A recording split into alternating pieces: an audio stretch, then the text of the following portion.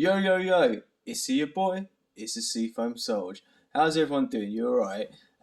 So I am gonna start posting to the channel again. I thought it'd be weird to just like chuck up a drag race video uh, after being gone for most of the year. So I thought I'd just do like a general sort of check-in first, and the production quality of this video is lazy even by my standards, which is obviously saying something.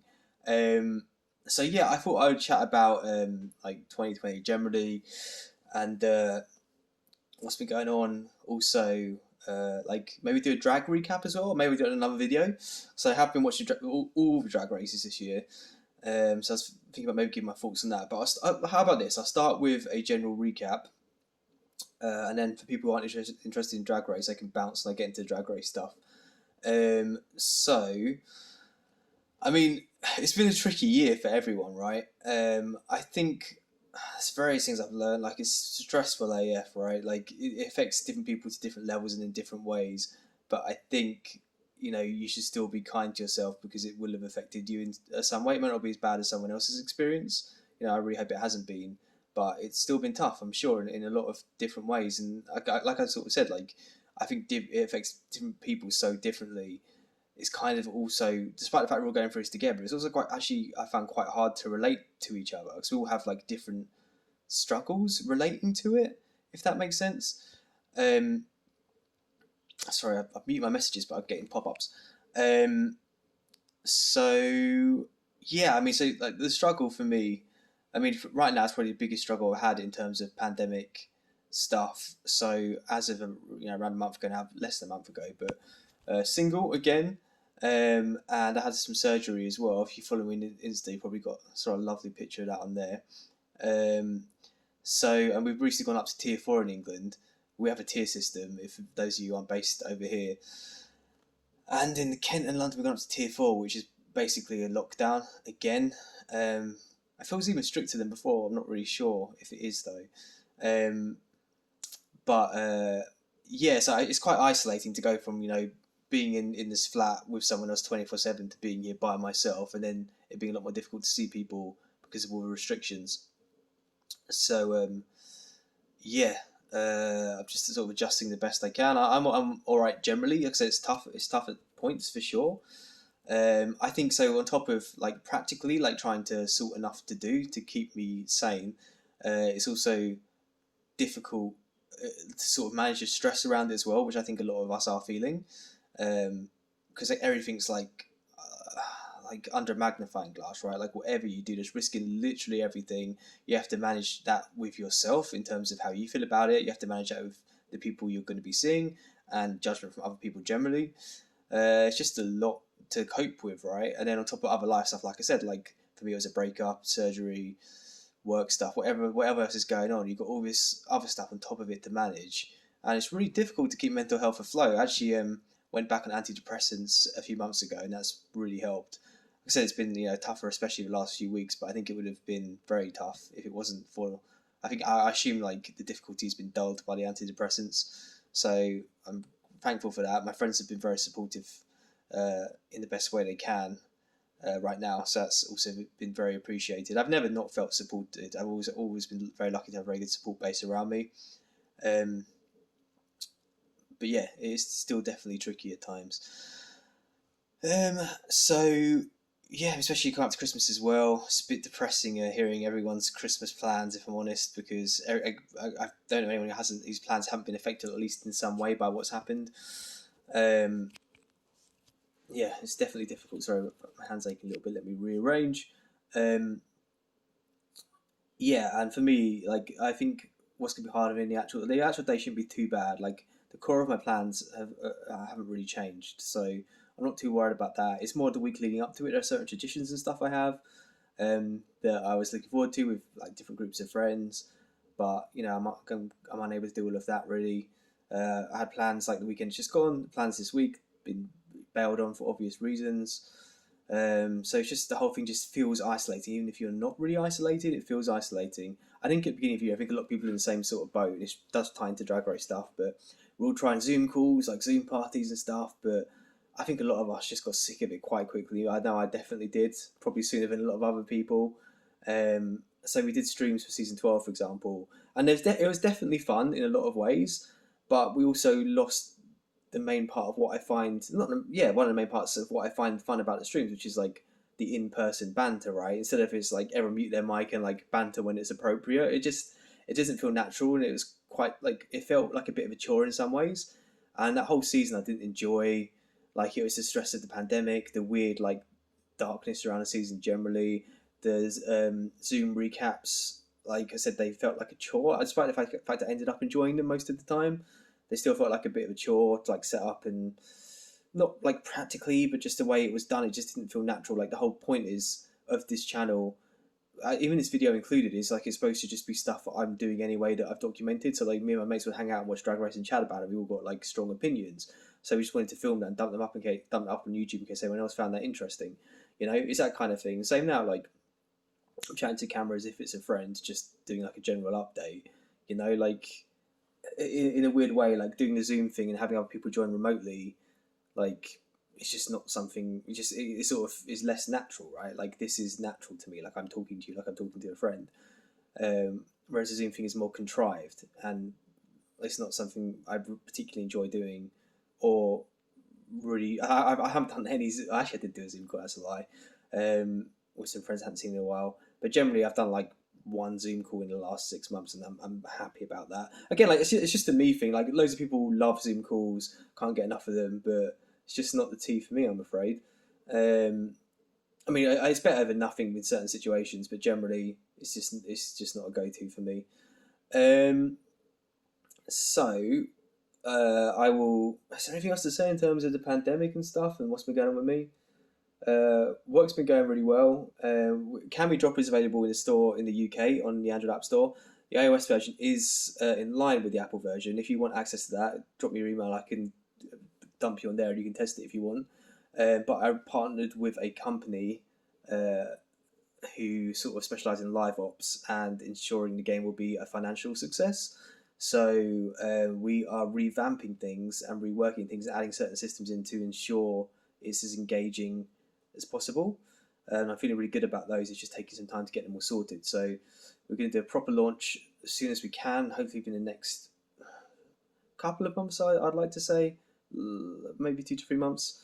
We'll do a proper worldwide launch with the new systems in place and a live ops plan sorted and ready to go.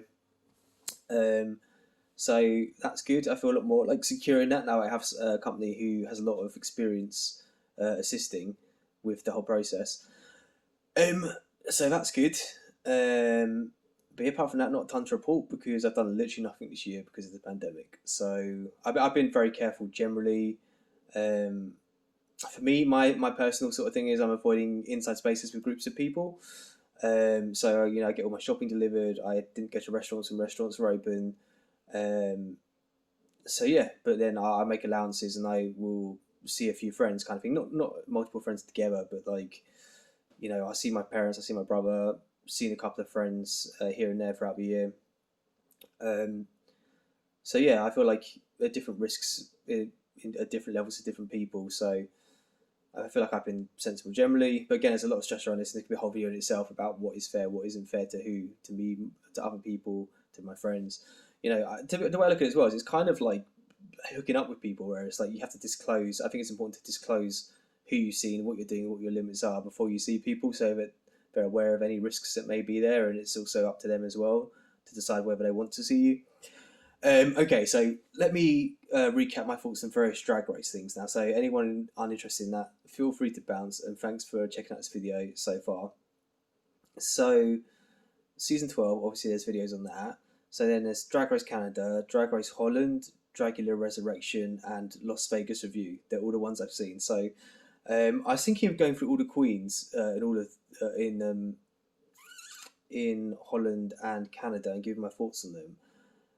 If you guys want extended thoughts on any seasons or like all those seasons generally, let me know, and that's something I'd potentially be up for doing. But for now, you know, with my horrific memory, I'll give my sort of overall view on it. I enjoyed Drag Race Holland more than Drag Race Canada, but I prefer Drag Race Thailand generally, especially Drag Race Thailand season 2. I don't know, it's really hard to explain. Drag Race Thailand, I think for me, just feels so different. It doesn't feel like it's trying to emulate Drag Race America too much at all. Whereas Canada and Holland and UK, obviously they're different. They have like it's like their own flavour of Drag Race, but it still feels like ultimately it's very close to the American version. Where the Thailand one feels so different enough for me for it to feel fun in its own right, if that makes sense. And the culture is the most different as well, so that's also the most interesting. And the guy who subs it is really funny as well. So I don't know, like I've enjoyed Drag Race Thailand the most of all the non-American franchises so far. I haven't seen Meet the Queens for season 13 or the UK season 2. I may do a reaction video to those, but like I said, I want to do this video first to sort of just like not just jump back on randomly. So if you guys are interested in that, I know it's super late. I don't know if anyone would be interested to watch that, but if you are, let me know, and I will do a reaction video. I've not seen even Meet the Queens yet. Sorry, I keep looking that direction because the camera on my old phone was over there, but the camera on this phone is over there. So I try and look this direction. So I would do that. Okay, so I guess like I remember some of my controversial thoughts in Drag Race Canada. So if you remember my thoughts from the actual seasons of Drag Race, I never found Jeffrey Boyer-Chapman particularly likable to me. Like again, it's just I as I say with a lot of things, it's a personal taste thing.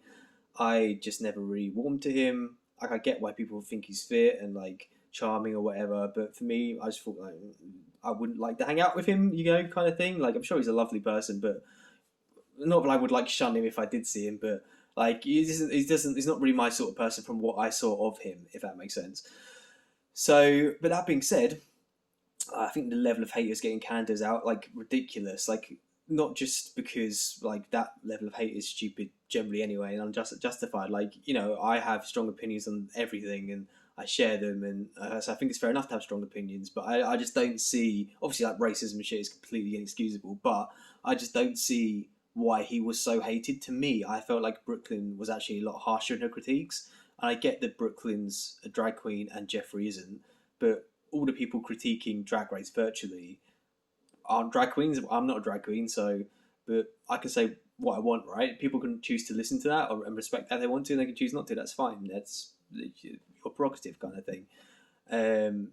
But I don't think people should have to be censored because with their opinion because they're not a member. They don't have enough experience in that particular thing or whatever it is. Like I feel like I can comment on any subject I want to comment on. Say, for example, if I have a view on a certain black issue, for example, I can think of, apart from supporting Black Lives Matter, obviously, and things like that. But like any controversial view or whatever, I feel like I could voice that. Again, if people choose not to listen or respect that view, that's absolutely fine. But my thing is obviously bow down to the community who has more experience in terms of the issues that are involved. So I think a black person's voice should be far louder than my voice on black issues, So I sort of do get that argument with Brooklyn, but it's not with Brooklyn and Jeffrey. But it did just seem stupid to me that like they'd go through the critiques and Jeffrey would give his view, and yeah, like a little bit bitchy where he played up just like bitchy character, I think. But then Brooklyn would give her view, and she comes across. I know a lot of people love her, and again, I think she's very, very talented. But I never particularly connected with her in terms of what I saw on TV. I actually have connected with her more in terms of interviews and things I've seen with her outside of Drag Race. I found her far more like likable in terms of what I find magnetic. But I think she does come across cold. She said it herself in interviews. So like she would say very harsh things. Like Jeffrey was annoying in Canada, sure. Had this like bitchy persona, like I said. But Brooklyn was like just straight up like was a bit of an ice queen. Like she would say really harsh things, and there wasn't even like a character or anything behind it. Again, I'm sure she was playing up to camera as well. But it just seems stupid to me that like Jeffrey would get like annihilated for saying something, and Brooklyn wouldn't get like no one would really say much about her, So I just found that whole thing pretty confusing. I also didn't understand another controversial view. Also didn't understand the extreme love of damn, I've got more bleach on my socks. The extreme love of Jimbo. Again, I didn't really get it. I thought Jimbo was again personality wise quite bitchy. I thought his aesthetic was interesting initially, but then it was too camp for me personally. And again, that's just a personal preference thing. But I just didn't understand the absolute like crazy level of love he was getting. Like I understand, again, he's very talented. He has a somewhat unique personality and aesthetic, but I don't think there's a ton we really hadn't seen from other queens that he really brought forward. Like the character he kept defaulting to was the bimbo character, I'm so sick of that character. I've seen it so many times. Like, why is that? Why are people dying over that? I don't get it. Like, another controversial view related to Jimbo is like the paper craft challenge. Lona came up with the ideas. Again, she was a bit annoying, but she came up with the ideas for those paper soldiers, very like anime-esque. Loved them, and then Jimbo completely went against it. Like, was a dick about it, in my opinion. Wore that rainbow thing and decided to be the queen again. Like, arrogant, and like that's the thing, I don't get why people liked him so much. And then looked shit, and the other two looked great, but the judges are like, nah, like your paper looks really cheap and shit. I'm like, mate, it's paper. They're working with paper. What they created with paper was very impressive. Jimbo just wore a dress he like already had. I'm sure he might have made it himself or whatever off the show, but like, well, I might have even made it on the show, but like he wasn't a team player initially. He's like, yeah, let's go for this like paper pastel guards or like soldiers or whatever. Like, loved it, Alona, but he just did his own thing and was praised for it. And his makeup's always shit. I don't know. I just don't. I just really don't get the Jimbo thing. Um, I actually really like Juicebox. I thought she was awesome when she came in. Obviously, I didn't like her look that she got eliminated for. I don't think she deserved to get eliminated. I would love to have seen what she had. You know what I'm saying? But I think she was my favourite one coming in. I was really sad to see her leave. I did like Lemon. I wasn't like in love with Lemon. Who was my other favourite though? Damn it, I can't remember. There's someone else I really liked who got eliminated as well. I think just before Lemon. If I remember, I'll say. I don't remember. I'm glad Priyanka won in the end out of the finalists. I think she deserved it. I think she was extremely likable. I loved hanging out with Priyanka. I thought she brought like a cool, unique flair to things. Like, obviously, different queens excel in different areas, and she doesn't excel in all areas. But the areas she's a personality queen ultimately, right? And she has a great personality. She's very likable, very fun to watch. I'd love to go to one of her shows. Yeah, I really enjoyed her. Um, in terms of Drag Race Holland, I really liked Chelsea Boy, and the other one I thought was really similar to Chelsea Boy. Damn it, who was the other one? Who I've obviously it's almost more recent, but I remember less of it for some reason. Um, I think that's why I don't know. I did enjoy Drag Race Holland a bit more than Drag Race Canada. I think again, the culture interests me a bit more because it's more further removed than Drag Race Canada is. Sorry, Canada is to like UK and American culture. Um, but I don't have a ton of specific things to say about it. I love some of the guest judges. It's great to see Nikki Tutorials, for example. That was really fun. Um, there were some really cool looks on there. Um, but yeah, nothing standing out in my mind as like something that's like a super controversial thought I had, or like an outfit that particularly stood out to me, or anything like that. Like, I didn't feel like the Brazilian queen deserved to get as far as she got. For sure, she seemed nice. She seemed a bit like it was maybe a bit too soon for her to have been on the show. But I felt like she should definitely have gone home earlier. Um, I liked the winner a lot in terms of the aesthetic. It's not really for me 100%. Like, it's not really my sort of queen personally, but I can totally see why she won. I think she deserved it. I think she had a good. She's open about her life. A lot of difficult background stories there, which was nice to see. Um, yeah, it was a fun season. I enjoyed it. I really, really enjoyed Drag Race Vegas review. Um, I did have some controversial views on this, but it's been a while since I watched this, and I don't know if I can remember them now. Um, I was fully on.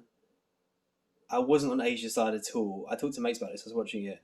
I was on the other side for sure. I feel like, from what I can remember, so don't kill me for this. What I can remember, I felt like Asia's sort of side in the whole massive drama was more born out of her own insecurities and issues. I don't think like either side was perfect for sure, but I feel like Asia was too unprofessional in terms of her response to the situation. And also like so difficult because like it is a fun Real Housewife style show. They're supposed to be drama. Like Derek's great as shit like that. Um, so like, but she took it very, very, very seriously, which just like wasn't the move in the show like that. I feel. Um, Vanjie and Cameron's date. I like Cameron a lot more after seeing Vegas review. So I saw, I didn't really get her personality much on the show, which again she said herself in interviews, but it was really nice to see her personality more. After the show, I think she's very sweet. It's so like tragic watching the breakup again, like relatable. We've all been there. I really douchey of a dude to take her to like, or like accept Cameron's invitation to that really romantic spot to dump him. Like even to come in the first place. Like I know it's controversial. Like should you break up with someone in person, do a message, like cool or whatever. But to accept a plane ride, give the person all that hope, time to prepare, get stuff sorted for you, accept an invitation to like the Eiffel Tower basically, and then dump him up there. That's just like stone cold. But then again, I'm guessing like the TV crew probably pushed that dude. I don't know, but it was horrible to kind of put Cameron through that. I really felt for her. Um, but the date with Angie was pretty cute. Like, they obviously had no chemistry, but that whole thing around that was pretty cute. Vanjie, I really enjoyed how earnest Vanjie was on the show and how open she was about what she was truly feeling and what she really wants and things. That vulnerability, I think, was really nice to see, especially from someone who is so like brash and confident. I've always loved Vanjie, not just for like her persona, her fun persona, but I think I've always really liked her as a person as well, and I've loved her looks. She's a queen. I think is amazing, very underrated in some ways for sure. Um, so yeah, they're my thoughts on Vegas review. I had thoughts on like the other little dramas as well, but they're the thoughts that come to mind right now. Drag Race Resurrection, very happy with the winner. I hope I haven't given spoilers in the other ones, in the other in terms of the other seasons. Um, I just realised I probably shouldn't be doing that. Yeah, Drag Race Resurrection really enjoyed. I mean, I mean, like the Boulets are little like cinematic skits or whatever. Is it like it's a bit much in that? Like, I mean, they're a bit much generally anyway, right? I was thinking of doing. I think a really funny idea. Someone don't think someone actually do because I can't be bothered to do it. But it would be just to review purely the Boulet brothers skits from every episode of Dragula. Anyway, there were a lot in the resurrection thing. Like, there was a lot of build up as well. Um, but like the looks were amazing. My favorite look of all by far was Saint's second look, the ghost look. Oh god, that was amazing. I thought Saint performed pretty incredibly. Generally, it was really nice seeing Victoria Black open up. She had again, I don't want to give spoilers really, but she sort of had a bit of a journey of self discovery, and it explained my previous thoughts about her and made me warm to her a lot more. I was unimpressed with her looks, unfortunately, because I loved a lot of her looks on the show, previous season she was in, but I expected more from her in this, and I agree with the judges. One of her looks did not fit the brief at all. It was an awesome look, but immediately I'm just like, no, this is the wrong challenge, love. Um, and also like seeing more of a queen's personalities as well. So like, 'cause we've got a lot of time with a smaller selection of queens, especially Priscilla. I just love Priscilla, and I think like her transition really suits her. She looked great. She's having so much fun. She was fun on her season, but she was so much more fun on this on Resurrection. The whole thing was just really fun to watch. Generally, I'd highly recommend it. Um, so yeah, there are my general thoughts. Like I said, I can go into more depth, maybe cover every queen briefly from all of the seasons that have been on this year. But I feel that's probably enough. People probably aren't interested anymore, right? So if you guys are interested in it, I'll do a reaction video because I haven't seen them yet. A live reaction to the Meet the Queens of season 13 and UK, either or both, or maybe both if I have time before the season's debut. And this year I'm going to go back to just the traditional format. I will try and do weekly streams for every episode, live streams in person, hopefully with obviously it's going to be a lot more difficult because it's a pandemic and what we are and aren't allowed to do. But I'm bumping with a couple of people I stream with anyway, so. Hopefully do some streams with at least one other person every week if I can make that work. If we can make that work, and if enough people jump on live chat, I'll still do it by myself potentially if I can find the energy to do it. And I say it depends because mental health's a bit of a struggle right now, right? Like if I'm unable to see anyone at all and I've been sat here all day, like crying my little head off. I don't really cry very often, so that's unlikely. Then I'm probably not going to be like, yeah, woo, stream, So it depends on what happens, but I really would like to try and do it every week, have something to look forward to again, like I had with the other previous seasons. I'm very passionate about the show, as you guys know. I really enjoy connecting with you all through the live streams and hearing all your opinions and stuff. And it'd be really nice to get that back on the go again. So that is the plan at the moment. So let me know your thoughts on everything. Let me know how you guys have been handling the pandemic. Thank you for people. I've actually, very few people unsubscribed over the last year. That's absolutely fine. I haven't posted any content. But thank you if you have stuck with me. Let me know how you guys all are. some of you we've been in touch with through social media and stuff, which has been really nice. But for anyone who I haven't spoken to in a little while, let me know how you're doing. Hopefully, we wish you guys the best sort of Christmas and holiday period you could possibly have. And I hope, like I said, I know it's been difficult for everyone, but I hope things have gone as well as they could have for you, basically. So yeah, that's it. I'm just gonna upload this video as it is. It's like a chilled chat, as I would have to a friend kind of thing. Yeah, let me know your thoughts on anything I've said, and how you're doing. Like I said, and I'll go around in circles. So I don't really have to end this, which isn't any different to normal. But yeah, I'll catch you in a video soon, hopefully. So have a great Christmas. I may post beforehand if I get time, but if not, yeah, have a great Christmas, and I'll hopefully see you all very soon. Bye bye for now.